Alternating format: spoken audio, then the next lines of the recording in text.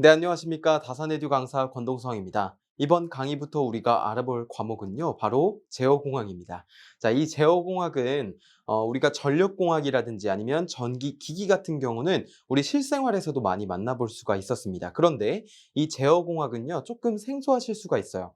그래서 학습하실 때 조금 어렵게 느껴진다라고 생각이 드실 수도 있거든요. 하지만 걱정하지 않으셔도 됩니다.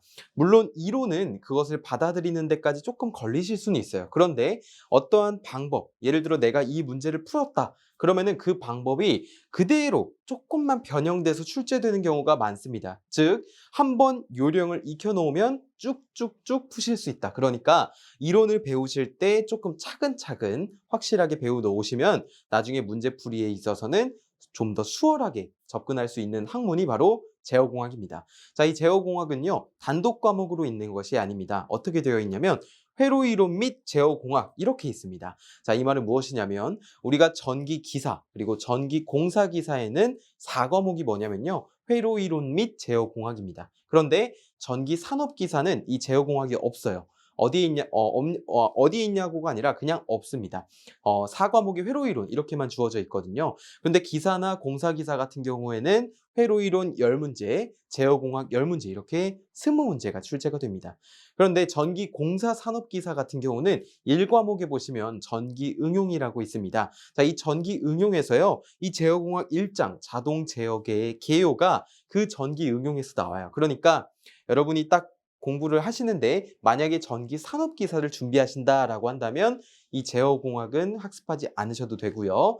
만약에 전기공사기사, 전기기사, 그리고 뭐 전기공사 산업기사까지 준비하신다면은 제어공학 1장 또는 제어공학 전체를 준비하시는 것이 옳다고 생각이 됩니다. 자, 그러면 지금부터 저와 함께 제어공학을 한번 알아보겠습니다. 자, 일단 첫 번째로 배워볼 것은요, 자동 제어계의 개요예요. 그러니까 즉 자동 제어계가 어떤 건지 설명하는 파트가 되겠죠. 그래서 굉장히 어렵지 않습니다. 특히 이 제어공학은 1장부터 8장까지 다른 그 과목의 장에 비해서 굉장히 적고요. 그 이론 교재 보시면은 페이지도 조금 적어요. 이 이유는 말씀드렸듯이 이론을 한번 학습하면 문제풀이도 다 쉽게 접근할 수 있다는 말이 되겠죠. 자, 아무튼 이 자동 제어계의 기호를 한번 보시면요. 첫 번째 제어계의 기본 구성이라고 나와 있습니다. 근데 이 제어계에는요, 개회로 제어계가 있고요. 자, 그다음에 두 번째로는 폐회로 제어계가 있습니다. 이 폐회로 제어계는 페루프 제어계라고도 부르고요. 아니면은 피드백 제어계라고도 부르게 됩니다. 자, 아무튼 이 개회로 제어계라는 것은 한번 읽어볼까요? 시퀀스 제어로서 미리 정해진 순서에 따라서, 그러니까 내가 앞으로 간다 그러면은 이쪽, 이쪽, 이쪽 이렇게 순서에 따라서 제어의 각 단계를 순차적으로 진행함으로 제어 동작이 출력과 무관하다라고 되어 있는데, 즉 무슨 말이냐면은 내가 이쪽으로 가기로 했으면 이렇게 이쪽 방향으로 이렇게 결정이 된다는 겁니다. 그래서 미리 정해진 순서가 있다는 거죠. 그런데 폐회로 제어계, 즉 피드백 제어계는요, 비교하는 게 있습니다. 자, 개회로 제어계에는 비교하는 항목이 없어요. 그냥 가면 끝이에요. 그런데 폐회로 제어계는 다시 비교하는 과정이 있습니다. 자, 이게 바로 비교부가 있다는 건데요. 비교부가 예를 들어서 순서도를 한번 그릴 때 보시면은 제가 문을 연다고 해볼게요. 그럼 여기가 문을 연다. 다시 만약에 제가 문을 연다고 해보면, 자, 여기 이 과정에다가 비밀번호를 누른다 해볼게요. 비밀번호까지만 쓰겠습니다. 자, 이게 비밀번호를 누른다라는 과정이에요. 자, 그런데 그럴 때 여기에다가 어떤 조건이 붙여. 자, 이렇게 문이 열렸는가? 자, 문이 열렸는가라고 물어봤습니다. 그러면은 만약에 문이 열렸다면은 요 밑에 방향으로 이렇게 가겠죠. 그런데 만약에 문이 열리지 않았다면 어떤 거예요? 비밀번호를 잘못 눌렀다는 거겠죠. 그러면은 다시 돌아가서 비밀번호를 누르는 과정을 행하게 됩니다. 그러면은 여기가 아니오가 되겠고요. 여기가 예가 되겠죠. 자, 그래서 비밀번호를 눌렀을 때 문이 열리면 그대로 진행하면 되고, 아니면 요 비교부에서 조건을 비교했을 때 그거에 옳지 않으니까 아니오로 해서 비밀번호를 다시 누르게 되는, 즉 이러한 비교 과정을 거치는 그런 제어계를 페루프 또는 페회로 제어계라고 부르게 됩니다. 자, 그래서 제가 이 페회로 제어계의 조금 개요도를 그려 드릴 텐데요. 한번 보시죠. 자, 이거 조금 시간이 걸릴 수도 있는데 이거 한번 기억해 두시면 굉장히 좋습니다. 자, 페회로 제어기니까 여기 처음에, 자, 우리가 추구하고자 하는 목표값이 있습니다. 목표값. 이 목표값이 가요. 자, 어디로 가냐면은 바로 기준 입력 요소라고 갑니다. 자, 이 기준 입력 요소가 뭐냐면 단어 그대로, 즉 입력은 입력인데 기준이 되는 요소라는 거예요. 자, 그런데 우리가 예를 들어서 목표값을, 제가 습도를 제어하는 거라고 해볼게요. 그러면 목표값을 저는 습도를 60%로 하고 싶어요. 그러면 여기가 60%가 되겠어요. 자, 우리는 목표치를 60%로 하겠다. 자, 그럼 기준 입력 요소라는 그 기준이 되는 입력, 습도겠죠. 자, 그 습도를 입력을 할 때 이쪽으로 요소로부터, 이쪽에서 다른 색으로 적어보면 여기에 기준 입력이라고 하는 것을 어디에 주냐면요, 바로 여기에 줍니다. 자, 동그라미에 줘요. 근데 이 동그라미가 뭐냐면 비교부예요. 비교부. 자, 비교부 이따가 다시 돌아올 거예요. 자, 비교부에서 일로 뭘 주냐면요, 바로 동작 신호를 줍니다. 동작 신호. 이것도 다른 색으로 써볼게요. 근데 동작 신호는 우리가 다른 말로 뭐라고 부르냐면요, 오차라고 부릅니다. 오차. 그러니까 이 오차라고 하는 것은 어떤 목표값에서 실제 값과 조금 비교한다, 이런 느낌이 조금 들으시죠? 자, 이거 쭉 가볼게요. 자, 그 다음에 조절부라는 데서 갑니다. 조절부. 자, 이렇게 해서 여기 조절부가 가요. 조절부가 뭐냐면 이쪽 비교하는 대상 쪽에서 어떤 것과 비교했을 때 그 오차가 있을 거 아니에요. 오차를 줬을 때 조절부에서 이 오차를 받았는데 조금 나는 습도를 더 낮춰야겠구나 라고 판단을 하는 그런 부가 조절부가 되겠고, 그 조절부로부터 조작부로 이렇게 보내게 됩니다. 조작부. 너 이것 좀 습도 좀 낮춰 라고 명령을 주는 거죠. 조작부로. 자, 그러면 조작부에서 그것을 낮추기 시작합니다. 자, 그거를 조작량이라는 것을 나오게 되고, 여기에 조작량. 자, 근데 이 조작량이 결국 어디로 나오냐면은 제어 대상으로 나옵니다. 근데 제어 대상이라고 하는 것은 습도라고 했으니까 어떤 집이 될 수도 있고요, 어디 학원이 될 수도 있고요, 어디 회사가 될 수 있고 사무실이 될 수도 있겠죠. 저는 제어 대상을 집으로 해볼게요. 집. 즉 제습기라고 생각하시면 될 것 같아요. 자, 조작부에서 조작량을 이 제어 대상으로 줬습니다. 그럼 제어 대상에서 결국에서 제어해야 되는 게 뭐예요? 결국에 집의 습도를 제어해야 되죠. 그러면 이거를 일단 제어량이라고 하고요. 이 제어량은 다른 걸로 비유해보면 습도가 되겠죠. 자, 그래서 다시 이 순방향, 그러니까 이쪽 방향으로 쭉 보시면은 우리가 60%의 습도를 기준으로 했을 때, 목표로 했을 때 어떠한 기준이 되는 입력 요소를 비교부에 인가를 했고요. 자, 그 비교부에서 뭐와 비교해서 오차가 발생했는데 조절부에서 조절하고, 그리고 조작부로 보낸 다음에 행하고, 조작량으로 하여금 제어 대상에서 습도를 조절하게 만드는 거죠. 자, 그러면은 뭐와 비교하는지 한번 이제 비교해야 되잖아요. 자, 여기 제어 대상에서 제어량으로 가는 요 과정 있죠. 자, 여기서 뒤로 이렇게 후진합니다. 이렇게 후진해요.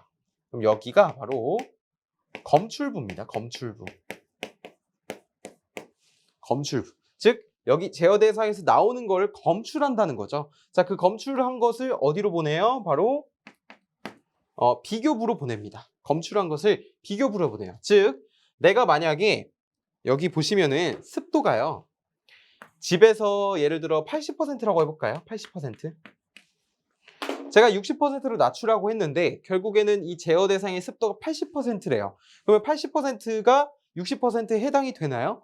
안 되죠. 즉 여기서 일로에서 검출부로 들어가서 비교부에서 요 60%와 80%를 비교해서 이것이 맞지 않으면 다시 이렇게 돌아가는 겁니다. 또 돌아오고요. 결국에 이 제어 대상이 80%가 되었을 때 우리가 원하는 그 60%라는 제어량을 나타낸 거죠. 되셨죠? 자, 이게 피드백 제어계의 개요도라고 보시면 돼요. 그러니까 여러분은 그냥 이 습도 하나만 기억하셔도 나는 이 피드백 제어계를 이해했어 라고 할 수가 있는 겁니다. 굉장히 간단하다고 할 수 있죠. 자, 일단은 요거 좀 지우고요. 자, 이렇게 지우고 이어서 한번 보겠습니다. 자, 그 밑에 보면은 자동 제어계의 분류가 있네요. 그쵸? 세 가지의 분류가 나와 있는데 첫 번째는 뭐예요? 목표값에 따른 분류입니다. 자, 이게 첫 번째 정치 제어, 두 번째 추치 제어라고 있는데 이 정치 제어가 그 정치 얘기하는 게 아니라요. 이 정치 제어는 일정할 때 정해요. 그러니까 내가 원하는 목표값이 일정한 제어 방식을 말합니다. 그런데 추치 제어는요. 그 밑에 뭐 추종 제어도 있고 그런데 자, 추치 제어라고 하는 것은 내가 추구하고자 하는 이 목표값이 계속 변화하는 거예요. 그래서 이 약간 둘의 차이점이 있죠. 이쪽은 내가 일정한 목표를 가지고 있을 때 제어를 하는 거고 그 추치 제어는 목표값이 계속 변화하는 것에 따라서 내가 제어량도 바꾸고 조작량도 바꾸고 이렇게 되는 겁니다. 자, 그다음에 제어량의 성질에 의한 분류가 있는데요. 첫 번째로는 서버 기구가 있고요. 두 번째는 프로세스 그리고 세 번째는 자동 조정 기구라고 있습니다. 맞습니까? 자, 그러면은 서버 기구가 뭐냐면요. 일종의 내비게이션이라고 생각하시면 돼요. 위치, 방위, 거리 이런 물리적인 기계적인 량 있죠. 그것을 조절하는 그런 제어를 우리가 서보기구 제어라고 부릅니다. 즉 위치나 방위 등 기계적인 변이 등을 조정하는 제어. 자, 그다음에 프로세스 제어는요. 공정 제어라고 생각하시면 돼요. 공정 제어. 그러니까 공정 제어라고 하는 것은 공장에서 어떤 것을 생산할 때 사용되는 그런 제어라고 할 수 있죠. 압력, 뭐 압력도 될 수 있고요. 온도도 될 수 있고요. 방금 전에 한 습도도 될 수 있고요. 또는 뭐 산성도도 될 수 있고요. 이런 일정한 딱 가지고 있는 그런 거 있잖아요. 그런 상태량을 생산 공정에 맞게 알맞게 조절하는 자동 제어를 우리가 프로세스 제어라고 합니다. 마지막으로 이 자동 조정 기구가 있는데요. 전기에는 전류, 전압, 그리고 주파수가 있습니다. 그쵸? 뭐 기계로는 장력, 힘 등이 있겠네요. 자, 이런 전기적, 기계적인 특징을 조정하는 제어를 우리가 자동 조정 기구 제어라고 부르게 됩니다. 회전수, 장력 등이 있죠. 자, 그래서 제어량의 성질에 의해서는 이렇게 세 가지로 분류가 되고요. 제어 동작에 의한 분류는 6가지가 있는데 한번 적어 볼게요. 하나는 비례 제어가 있고요. 하나는 미분 제어가 있고요. 하나는 적분 제어가 있고요. 하나는 비례 미분 제어가 있고요. 하나는 비례 적분 제어가 있고요. 하나는 비례 미분 적분 제어가 있습니다. 자, 이렇게 6가지가 있어요. 자, 비례 제어라고 하는 것은요. 우리가 아까 전에 오차 기억하시죠? 동작 신호. 자, 오차에 비례한다는 겁니다. 비례하는 제어. 자, 일단은 우리가 기초 과정이기 때문에 비례 제어는 즉 오차에 비례하는 제어구나라는 것을 알 수 있는 겁니다. 이렇게 알고 가셔도 돼요. 자, 그다음에 미분 제어라고 하는 것은 미분이라고 하는 것이 원래 어떤 것의 변화량을 의미하거든요. 즉 오차의 변화량에 따라 달라지는 제어를 말합니다. 오차의 변화량. 자, 그다음에 적분 제어는요. 이거는 누적 오차에 의한 동작을 말해요. 그러니까 우리가 예를 들어 어떤 함수를 이렇게 있는데 이러한 그래프가 있잖아요. 자, 그러면 얘가 여기서부터 여기까지 만약에 적분을 한다라고 해볼게요. 이 구간을. 그러면 적분은 뭐예요? 결국 이 파형이 X축에 대해서 적분한다 했을 때 이 X축과 이루는 면적이 적분한 거잖아요. 즉 누적 오차에 의해서 이게 동작한다는 겁니다. 누적 오차. 의한 동작. 근데 적분 제어는요. 응답 속도가 느리다는 그런 단점을 가지고 있어요. 자, 비례 미분 제어는 뭐냐면 응답 소근성을 향상시키는 거예요. 응답 소근성. 자, 응답 소근성이라는 게 뭘까요? 응답을 신속하게 반응한다라고 해서 응답에 대해서 신속하게 반응한다라고 해서 응답 소근성을 향상시킨 제어가 비례 미분 제어가 되겠고요. 자, 비례 적분 제어는 뭐냐면요. 잔류 편차를 제거한 겁니다. 남아있는 그런 오차를 제거하는 거죠. 우리가 오차를 편차라고도 부르거든요. 제어 편차, 편차, 오차 다 같은 말입니다. 자, 그래서 여기 잔류 편차를 제거한다는 특징이 비례 적분 제어가 되겠고요. 자, 그다음에 비례 미분 적분 제어는 요 비례 미분 제어와 적분 제어를 좀 결합한 그런 제어 방식이라고 보시면 되겠습니다. 그래서 여러분이 기억해야 될 거는 이런 세 번째, 즉 제어 동작에 의한 분류에는 비례 제어부터 비례 미분 적분 제어까지 총 6가지가 있구나라는 것을 한번 짚고 넘어가시는 것이 좋아요. 자, 이게 자동 제어계의 개요였고요. 자, 그다음에 두 번째, 다음 장 보시면 뭐가 있나요? 블록 선도와 신호흐름 선도가 있어요. 저는 개인적으로 제어공학에서 좀 재밌는 장을 꼽으라고 한다면 블록 선도와 신호흐름 선도를 고를 것 같습니다. 왜냐면은 요거를 지금은 하지 않을 거지만 이제 정규 이론 가셔서 실제 블록 선도라든지 아니면 신호흐름 선도를 해석하는 방법을 깨닫고 그것을 문제에 적용시켰을 때 굉장히 재밌습니다. 그리고 뒤에 이제 가면 더 재밌는 게 있거든요. 자, 일단은 두 번째 한번 볼게요. 여기 장 이름이 블록 선도와 신호흐름 선도네요. 신호흐름 선도.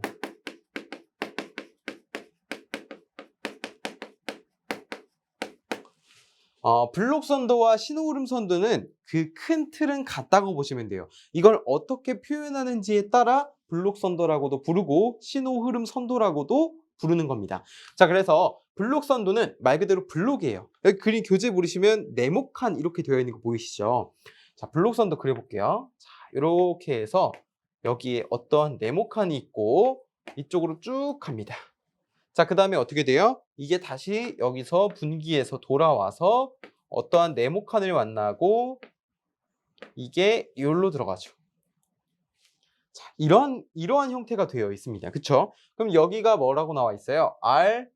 RS라고 나와 있고요. 여기가 CS라고 나와 있는데 이 S는 라플라스 변환을 뜻합니다. 자, 일단은 RS는 입력, CS는 출력이라고 보시면 돼요. 즉 입력부터 출력까지 어떠한 과정이 있는데 그것을 간략하게 나타낸 것이 이 블록 선도다라고 보시면 되겠습니다. 그래서 여기는 보시면 제가 만약에 여기 뭐 어떤 사칙연산이라고 했을 때 어떤 숫자에 뭘 곱하면 뭐가 나온다 이렇게 표현할 수도 있는 거예요. 즉 이 가운데 있는 네모는 GS라고 해서요 순방향 전달함수입니다. 즉 순방향이라고 하는 것은 입력에서 출력까지 쭉 한 방향으로 간다는 거죠. 그러니까 입력에서 출력까지의 방향이 순방향이 되는 거예요. 물론 이거는 지금 방향이 하나지만 나중에 이제 신호름 선도 가면 여러 가지 방향도 나오거든요. 일단은 블록 선도에서 순방향이라고 하는 것은 요 GS를 걸쳐서 CS까지 가는 이러한 방향을 우리가 순방향. 이때 사용되는 전달함수가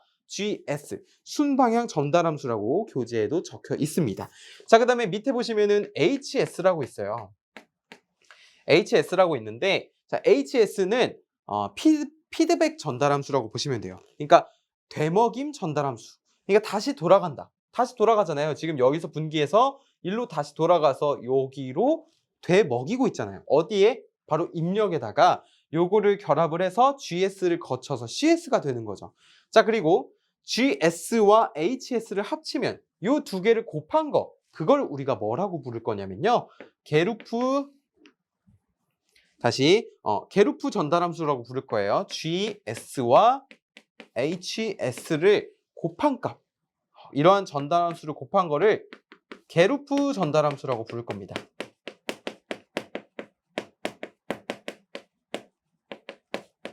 그래서 여러분이 꼭 기억해야 될 거는 GS는 순방향 전달함수, HS는 되먹임 전달함수, GS, HS 곱한 거는 게루프 전달함수. 마지막으로 요 RS와 CS 간의 요 통틀은 거 있죠. 자, 요 통틀은 거 지금 보시면 피드백 제어기입니다. 맞습니까? 자, 다시 돌아가고 있잖아요. 그래서 RS 입력에서 출력으로 가는 과정에 있어서 모든 전달함수를 통틀어서 MS라고 부르는데 이 MS는 우리가 페루프 전달함수라고 불러요. 여러분이 기억해 주셔야 될 게 요 네 가지 용어가 되는 거죠. 순방향, 되먹임, 게루프, 페루프. 그리고 페루프 전달함수는요. 그냥 전체 전달함수라고 보셔도 됩니다. 전체. 이 통틀어서 한다. 자, 그래서 이거 꼭 기억을 해주시고 여기 보시면 식이 나와 있죠. 자, 이러한 과정에 있어서 이 MS는 어떻게 구한대요? 분모, 자, 1 플러스 게루프 전달함수입니다. GS, HS. 나 분자에는 뭐 있어요? 게루프 전달함수 말고 여기는 순방향 전달함수 GS가 있죠. 자, 이게 뭐다? 바로 페루프 전달함수다. 그래서 만약에 이제 지금은 이제 문제풀이를 하진 않지만 여러분께서 문제를 푸실 때 이렇게 페루프 전달함수로 주어졌는지 또는 게루프 전달함수로 주어졌는지 이 개와 폐 차이에 의해서 식이 달라지거든요. 그래서 이거는 꼭 짚고 넘어가셔야 될 게 이 파트에 관해서는 분명히 페루프와 게루프를 넘어가는 게 좋다라고 말씀드릴 수가 있습니다. 자, 그 다음에 밑에 보시면 신호흐름 선도가 있는데 그 신호흐름 선도를 가기 전에 제가 한번 예시를 한번 들어드릴 게 있어요. 자, 이거 한번 해보실까요? 이거는 하고 넘어가는 게 좋을 것 같아서 예시를 가져왔습니다. 자, 일단은 게루프 전달함수를요, 제가 GS와 HS를 이렇게 정의해 볼 거예요. 바로 S 플러스 1, S 플러스 2분의 S 플러스 3이라고 정의할 겁니다. 그런데 아까 전에 우리가 전체 전달함수 MS 기억나시나요? 이거 어떻게 구했죠? 1 플러스 GS의 HS 분의 GS로 구했습니다. 맞습니까? 자, 그럴 때 이 분모 있죠? 자, 1 플러스 GS, HS가 0이 되는 값을 우리가 뭐라고 부를 거냐면 요 1 플러스 GS, HS를 특성 방정식이라고 할 거예요. 즉 게루프 전달함수 GS, HS에다가 1만 더하면 우리가 그것을 특성 방정식이라고 할 거고요. 그 특성 방정식의 근 있죠.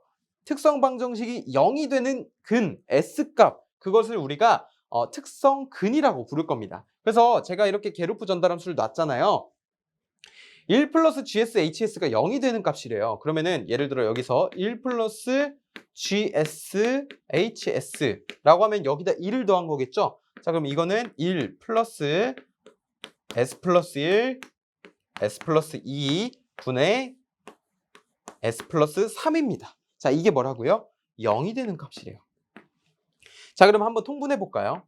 자, 1은 이거로 분모로 맞추면 이렇게 나타낼 수 있어요. 맞나요? S 플러스 1, S 플러스 2분의 S 플러스 1, S 플러스 2 이렇게 나타내면 다 약분이 돼서 1이죠. 1. 그쵸? 자, 그 옆에 뭐가 있는 거예요? 요게 있는 거죠. 자, S 플러스 1, S 플러스 2분의 S 플러스 3이 있는 거죠. 그쵸? 자, 그러면은 분모는 같으니까 그냥 그대로 S 플러스 1 곱하기 S 플러스 2로 나올 거고 분자가 요것과 요걸 더한 거잖아요. 그쵸?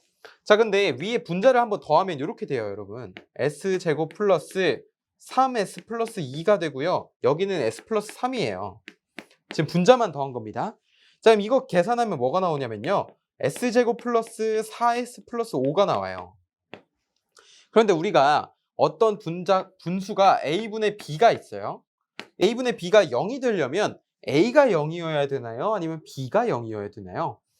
바로 분모가 0이 되면 안 되죠. 분모가 0이 되면 어떤 수를 0으로 낳는다는 거기 때문에 그거는 0이 아니라 무한대가 돼버립니다. 그래서 어떤 분수에 있어서 우리가 0으로 만들고자 한다면 이 분자가 0이 되어야 돼요. 그러니까 제가 이렇게 분자로 정리한 게 이 값이 0이 되어야 된다는 겁니다. 그래서 우리가 이걸 계산했을 때 나오는 2차 방정식이기 때문에 두 개 나오거든요. 요 나오는 S값 하나는 마이너스 1 다시 하나는 어떤 값이 나올 거고 또 하나는 어떤 값이 나올 겁니다. 자, 이렇게. 그쵸? 요 두 개가 뭐라고요? 특성근이라고요. 특성근. 그 구하는 방법은 정규 이론 가서서 우리가 같이 해볼 예정이기 때문에 결국에 여러분께서 아셔야 될 거는 다시 한번 물어보겠습니다. 자, 어떤 거냐면 GS가 무엇인지 MS가 무엇인지, GSHS가 무엇인지, HS가 무엇인지, 그 다음에 이 특성 방정식 1 플러스 GSHS가 0이 되는 그때의 근을 특성근이라고 한다 라고 하는 것까지만 아시면 이 블록선도 완벽하게 깨달으실 수가 있습니다. 자, 밑에 있는 신호흐름 선도 넘어가 볼게요. 슉슉 시간이 지나가고 있는데 신호흐름 선도도 어려워하실 거 없습니다. 자, 블록 선도를 그냥 다르게 표현한 거예요. 그럼 보시면은 위에 블록 선도 그림이 나와 있고요. 교재 보시면 아래에 이러한 그림이 있어요. 자, R 이게 화살표로 되어 있고요. 여기 뭐라 되어 있어요? 이쪽은 1, 그 다음에 여기는 G 나가서 G, 그 다음에 여기 동그라미 하나, 이쪽으로는 C 이렇게 되어 있고요. 그 다음에 돌아가죠. 자, 이렇게 돌아가서 이게 뭐냐면 마이너스 H라고 되어 있습니다. 자, 결국에는 순방향은 요렇게가 되는 거고 피드백은 요렇게가 되는 거예요. 돌아가는 거, 루프라고 하는 것은. 자, 1이라고 하는 것은 그냥 단위이기 때문에 그냥 무시하셔도 되고 그냥 곱하기 1이라고 보시면 돼요. 자, 입력에서 출력 가는 과정이 이렇게 생겼고 그 과정에 있어서 피드백 회로가 이렇게 빠꾸하는 뒤로 후진하는 그런 것을 우리가 H라고 놓을 수가 있는 거죠. 마이너스 H라고. 자, 그래서 이걸 다시 보면요.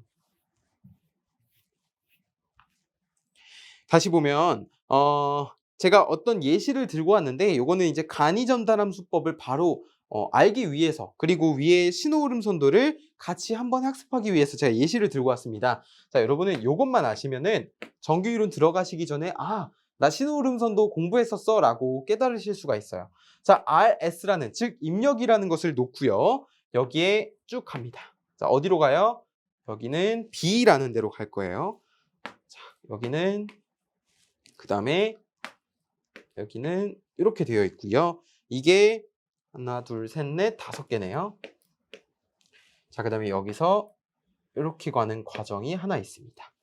자, 그 다음에 여기 이득을 A, 여기를 B, 여기를 C, 여기를 D, 여기를 E라고 해볼게요. 자, 우리가 지금 공식 보시면요. 간이전달함수법이라고 해서 이렇게 되어 있습니다. 자, RS 분의 CS는 어떻게 되어 있어요? 시그마 G 1 마이너스 루프. 루프는 이제 피드백 회로라는 것을 의미합니다. 자, 그 다음에 여기 뭐라고 돼 있어요? 시그마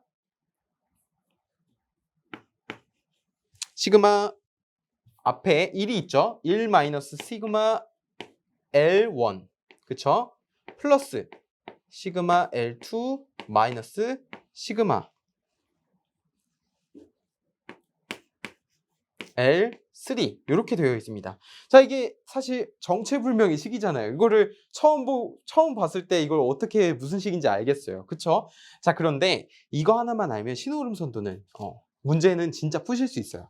바로 뭐냐면 자, 일단은 신호흐름 선도가 위에 있죠. 그 다음에 간이전달 함수법이 아래에 있습니다. 자, 그럴 때 요 시그마 G 괄호치고 1 마이너스 루프라고 적혀 있는데 자, 이게 무엇을 뜻하는 거냐면요. 바로 이 순방향 순방향에 있는 전달함수의 어떤 이득값을 계산한 거라고 보면 돼요. 자, 이게 무슨 말이냐면 바로 예시로 보죠. 자, 여기 옆에다가 적어볼게요. 시그마 G 1 마이너스 루프라고 했을 때 우리가 보면은 순방향으로 가볼게요. A, B, C, D 됐습니까? A, B, C, D. 그런데 이 A, B, C, D가 어떤 것과 만나는 루프가 있나요? 여기 하나 있죠. 그러니까 만나지 않는 루프는 없죠. 우리가 루프라고 하는 것은 이렇게 되돌아가는 것을 말하는데 A, B, C, D 이렇게 가는데 돌아가는 게 만납니다. 결국에는 어떠한 경로상에 인접해 있어요. 그래서 이것을 이 루프 값을 겹치지 않는 루프를 말하는 건데 겹치니까 그냥 이렇게 표현하자는 겁니다. 잘 보세요. 자, A, B, C, D에 괄호치고 1-0으로 표현하는 겁니다. 자, 1은 그냥 공식에 있는 거고요. 우리는 만나지 않는 루프가 없으니까 0이라고 하는 거예요. 없으니까. 자, 그런데 여기 위에 제가 이렇게 추가해 볼게요. 자, 이렇게. 자, 이거를 뭐라고 할 거냐면 F라고 할게요. F. 그럼 보면은 경로가 순방향이 몇 개예요? 하나, 그 다음에 둘 있습니다. 맞습니까? 자, 그러면은 제가 A, B, C, D, E 했잖아요. 그쵸? 자, A, F로도 여기 갈 수 있죠. CS로.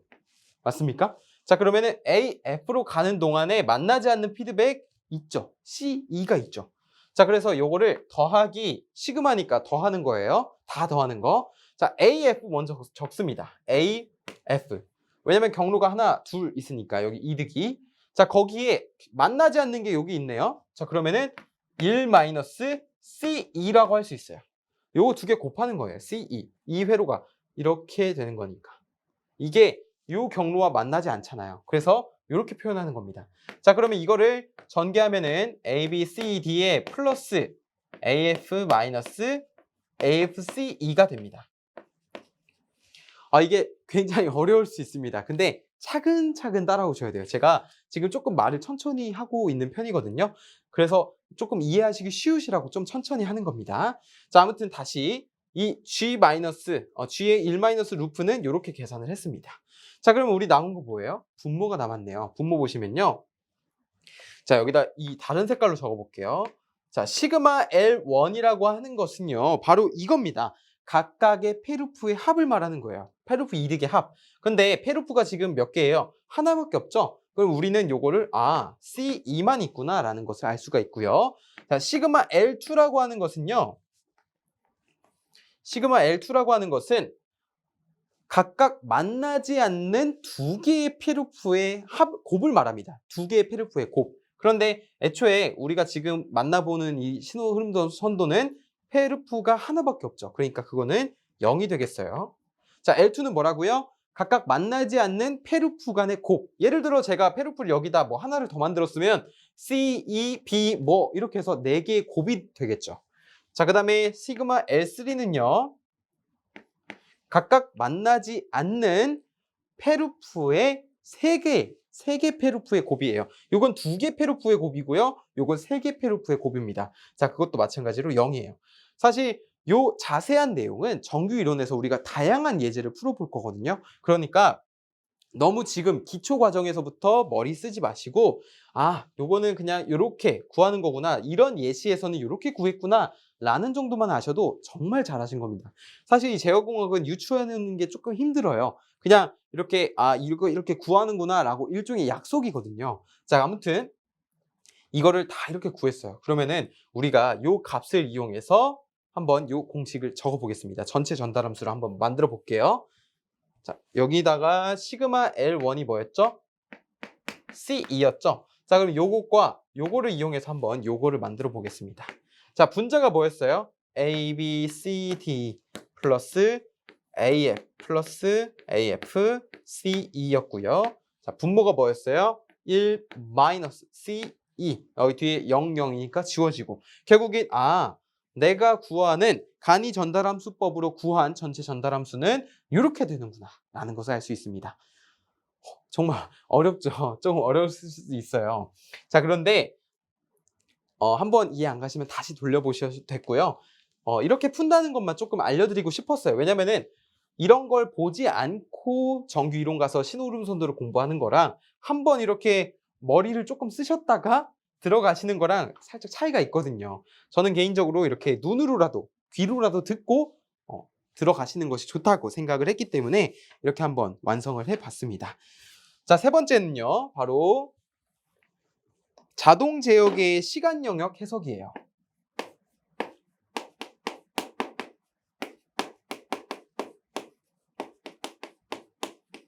자동 제어계의 시간 영역 해석.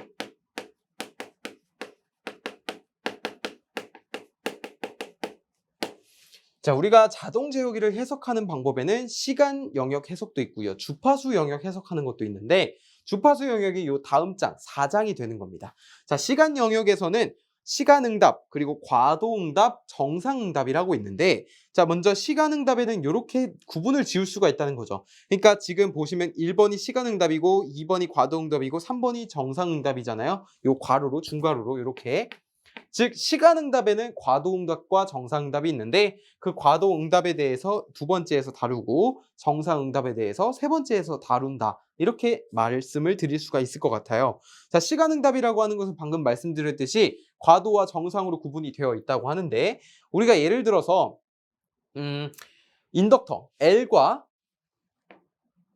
C가 있다고 해볼게요. 자, 이거는 어떤 에너지를 저장하는 에너지 저장소입니다. 한 개의 에너지 저장소라고 할 수 있죠. 자, 특히 커패시턴스는 C는 에너지를 충전했다가 방전을 하고요. 자, 그 다음에 인덕터는 에너지를 저장하는 그런 능력을 가지고 있어요. 그래서 예를 들어서 어떠한 그래프를 그렸을 때 우리가 특히 인덕터에 그냥 전류를 흘려주게 되면은 전류가 L 같은 경우는 전류가 굉장히 연속적입니다. 그래서 예를 들어서 원래 0이었는데 이게 어느 순간 갑자기 어떤 특정 값으로 이렇게 껑충 올라갈 수가 없어요. 직류는 그게 가능하거든요. 저항 같은 건. 근데 L 같은 경우는 예를 들어 여기가 뭐 저항분의 전압 뭐 이런 식으로 해볼게요. 예를 들어서 지금 모르셔도 돼요. 의미를. 그 값이 여기에요. 이게 저항일 땐 이렇게 전류가 이렇게 바로 되죠. 직류니까. 그런데 인덕터 같은 경우는 가해주면은 이렇게 바로 가는 게 아니라 어떻게 가냐면 이렇게 증가한다는 겁니다. 전류가 이렇게 증가해요. 즉 여기가 끝나는 지점이죠. 자, 이렇게 포화되는 지점. 자, 그랬을 때 우리가 여기 점선부터 원점부터 점선까지의 여기를 과도 상태라고 부르고요. 과도 상태. 자, 이 점선부터 끝까지 여기를 정상 상태라고 불러요. 즉 시간이 무한대까지죠. 끝까지니까. 자, 과도 우리가 청소년기 뭐라고 불러요? 사춘기 또는 과도기, 인생의 과도기다라고 어떤 과도적이다 이렇게 표현하기도 하잖아요. 과도기다라고 표현하기도 하잖아요. 자, 그다음에 이 정상 상태라는 거는 어떤 변화가 끝나고 일정하게 값이 유지되는 그 값을 우리가 정상값이라고 하고 그 상태를 정상 상태라고 하는 겁니다. 자, 그래서 이 부분을 과도 상태, 이 부분을 정상 상태. 이때의 응답을 과도 응답, 이때의 응답을 정상 응답이라고 하는 거예요. 그래서 과도 응답 한번 읽어볼게요. 시간 영역이라는 것이 시간이 0초부터 무한대까지 해석하는 거잖아요. 즉 과도응답은 제역이 어떤 입력이 가해졌을 때 출력이 일정한 값에 도달하기 전까지의 과도적으로 나타나는 응답을 과도응답이라고 하고요. 자, 정상응답은 제역에 어떠한 입력이 가해졌을 때 출력이 과도기가 지난 후 일정한 값에 도달하는 이 상태를 정상응답이라고 한다라는 것을 알 수가 있습니다. 자, 밑에는 과도응답에 대해서 조금 자세하게 나와 있는데요. 이거는 지금은 이렇게 들으시기만 해도 되니까 제가 한번 읽어 드릴게요. 첫 번째는 단위계단 응답입니다. 단위계단 응답은 인디셜 응답이라고도 불러요. 그런데 같이 적는 게 낫겠네요.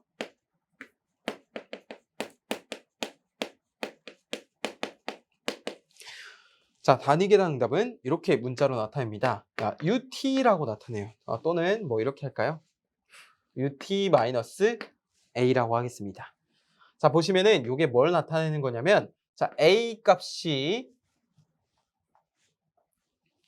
T 값이 예를 들어 T 값이라고 할게요. 그냥 자, 0 T A 이렇게 하고 그 다음에 T A 이렇게 표현해 볼게요.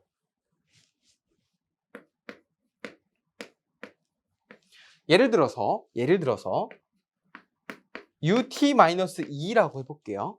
자, 그러면은 어떠한 시간값이 2초 미만일 때는 요 값이 뭐냐면 0을 나타냅니다. 단위계단 함수가요. 2초 이상이 되면 요 값이 1을 나타내요. 1. 자, 그래서 이걸 그래프로 나타내면 이렇게 됩니다. 자, 여기가 시간축이라고 해볼게요. 자, 시간이 2초 여기라고 해보겠습니다. 자, 2초 미만일 때는 뭐라고요? 값이 0이에요. 0. 그런데 2초 이상일 때는 1이잖아요. 그럼 여기서 이렇게 증가해서 이렇게 되는 겁니다.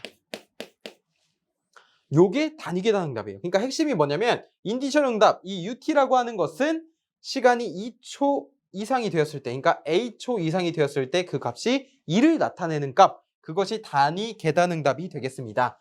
자, 그래서 이거를 이렇게 알아두시면 되겠고요. 자, 두 번째로는 임펄스 응답이라고 되어 있는데 임펄스 응답이라고 하는 것은 t가 0부터가 아니라 0에서 자, 이렇게 또 그래프를 그려보면은 여기가 시간이에요. t 시간 뭐 예를 들어 0이라면 여기죠.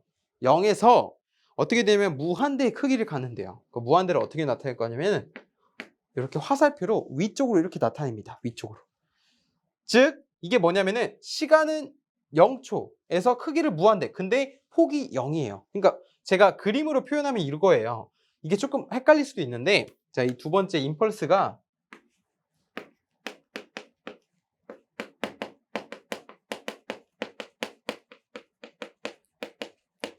정의가 뭐냐면요. t가 예를 들어 이걸 델타 t라고 하거든요. t가 0일 때 그 값은 무한대고 폭이 없어요. 그런데 그 전체 면적은 1로 본다는 거예요. 이게 상식적으로 말이 안 되죠. 예를 들어 내가 어떤 직사각형의 넓이를 구할 때 가로 밑변 곱하기 세로를 해서 이 넓이를 구했는데 이 임펄스 응답이라는 친구는 폭이 없대요. 폭이 0이래요. 0. 그러니까 이걸 뭐 이렇게 나타낼 수가 없는 거죠. 그러면 이거 신호잖아요. 이게 일종의 펄스 신호. 자, 그런데 전체 면적은 또 1이래요. 크기는 무한대고. 자, 이게 굉장히 어렵잖아요. 그래서 여러분이 좀 접근하기 쉬우시려면은 이 임펄스 응답은 t가 0일 때 무한대 크기구나. 그런데 특히 단위 임펄스 응답은 t가 0일 때는 0이 아닐 때는 0이고요. 그쵸? 여기 0이 아닐 때는 다 0이죠. 근데 시간이 0일 때만 이렇게 1로 나타낸다. 값이 1. 그래서 이걸 단위 임펄스 응답이라고 합니다. 이것도 사실 상상하기가 어렵습니다.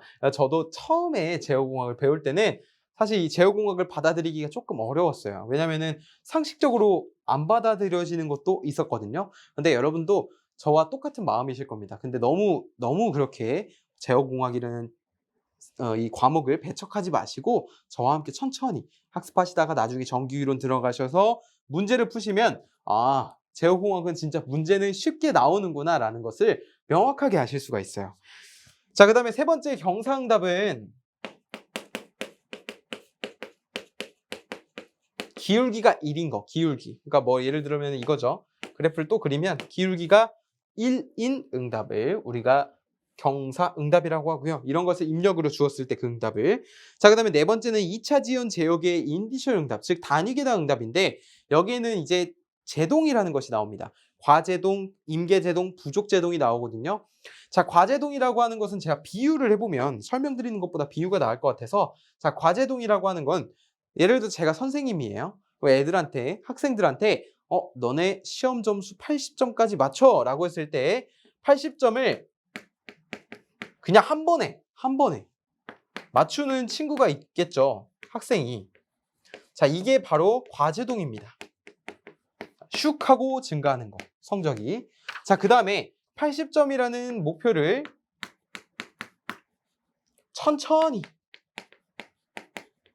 단계적으로 가는 거. 그러니까 천천히 너무 급하게 말고 서두르지도 않고 천천히 가는 거를 우리가 임계제동, 즉 그 80점이라는 점수에 계속해서 근접해 가는 거죠. 그게 이제 임계제동이 되겠고요.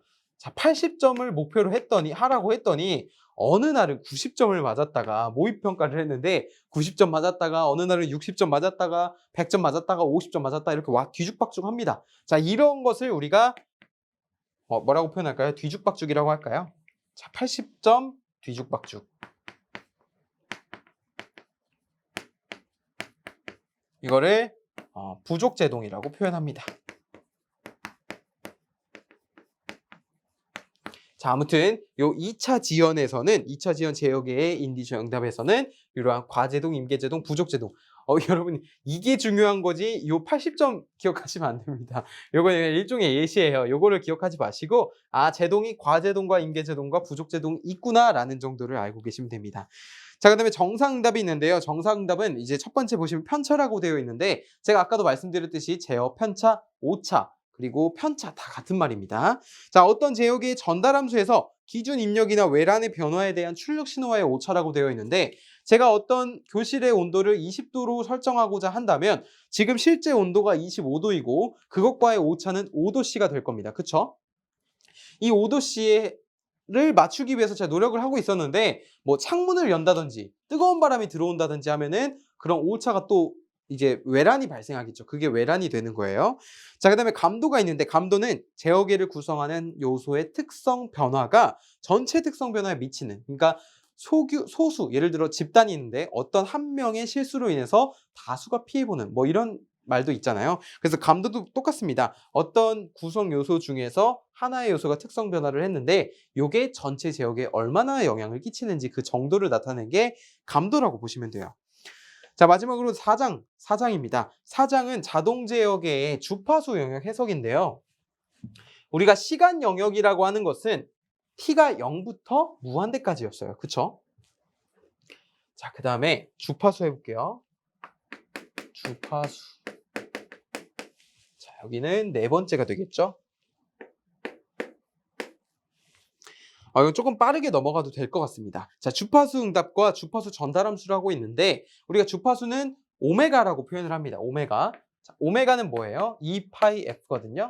이렇게 오메가라는 거에 F, 즉 주파수가 포함이 되어 있어요. 즉 주파수 영역 해석에서는 오메가를 0부터 무한대까지 변화시키면서 그것에 대한 궤적을 비교하자는 그런 해석이 주파수 영역 해석이 되는 겁니다. 자, 그럼 보시면은 첫 번째 주파수 응답이 있고요. 주파수 응답이라고 하는 것은 한번 읽어볼게요. 자, 입력 주파수의 변화에 대한 입력과 출력의 진폭비. 진폭비라는 것은 결국 입력의 진폭분의 출력의 진폭이 되겠죠. 자, 그거 대비 위상차가 어떻게 변화하는지 특성을 나타내는 것이라고 했습니다. 즉, 주파수 응답을 계속하면 할수록 이 진폭비와 위상차가 변하는 것을 알 수가 있다. 자, 그것을 통해서 어떤 제어계를 해석할 수가 있다라는 것이 됩니다. 주파수 전달함수는 이제 GS, 아까 전에 순방향 전달함수 아시죠? 거기에 S 자리에다가 J 오메가를 넣는 거예요. 그러니까 주파수 영역으로 넘어오면 S 대신에 J 오메가를 쓰게 되는 겁니다. 자, 그 다음에 벡터 궤적이 있는데, 자, 주파수 전달함수 G, J 오메가를 복수 평면상의 벡터로 나타낸 크기라고 하는 것은 이렇게 나타내는 거고요. 이렇게 절대값을 씌워줌으로써 이것의 크기를 나타내고 편각이라고 하는 것은 페이저, 자, G, J, 오메가 어떠한 각도에 있어서 주파수를 0부터 무한대까지 변화시켰을 때 그려지는 궤적인데 밑에 보시면은 1차 지연 요소와 2차 지연 요소가 있습니다. 사실 이것은 이제 정규 이론 들어가시게 되면은 1차 지연, 2차 지연, 3차 지연별로 이렇게 궤적이 다 달라지거든요. 어드미턴스 궤적도 있고요. 자, 그래서 이런 것은 정규 이론에서 빠릿하게 공부하시는 게 나아요. 지금 기초에서 이걸 공부하시다 보면은 조금 머리가 과부하가 오신다든지 그럴 수가 있거든요. 그래서 결국에는 이러한 1차 지연 요소와 2차 지연 요소, 특히 1차 지연 요소는 L이나 C와 같이 한 개의 에너지 저장소를 가진 그런 회로를 1차 지연 회로라고 부르거든요. 또는 RL 회로, RC 회로라고도 할 수 있죠. 자, 이것처럼 각종 요소의 벡터 궤적이 있는데, 자, 1차 지연 요소는 이렇게 예를 들어 그려진다고 한다면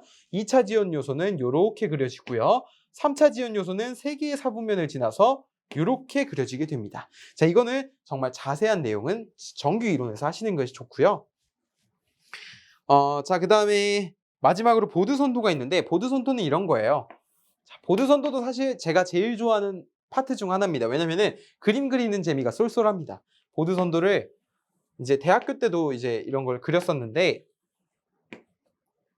자, 이렇게 표현을 해가지고요. 똑같이 여기는 오메가, 주파수를 말합니다. 그런데 원래 기본으로 축이 보통 뭐 1, 2, 3, 4 이렇게 되잖아요. 여기는 10의 마이너스 1 제곱, 10의 0제곱, 10의 1제곱, 10의 2제곱, 점점점점점 해서 10의 거듭제곱의 형태로 나타내지게 됩니다. 뭐가요? 주파수 쪽 축이요.